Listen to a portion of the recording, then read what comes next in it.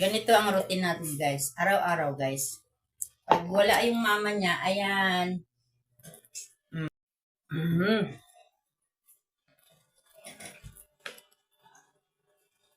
Ay, guys, magpakain tayo, guys, ng ating bulilit. O, nga. Diba? Isda ang ulam niya, guys. Pag mama niya ang magpakain, hindi siya nakain ng isda.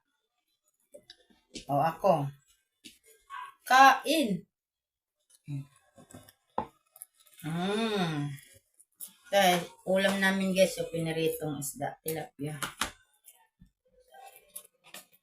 Diba, yummy?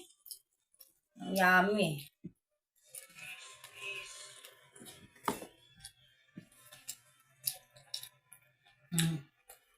Ano? May RC pa? No, wala na kasi inubos ni Tito. Lakaran mo nga. Yummy.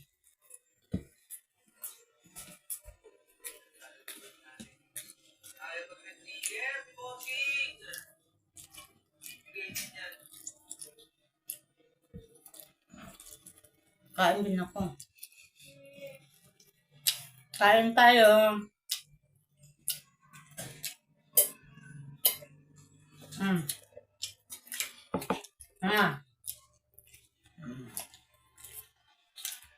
Wala ka ng ano. Wala ka ng soft drinks. Meron pa kaunti.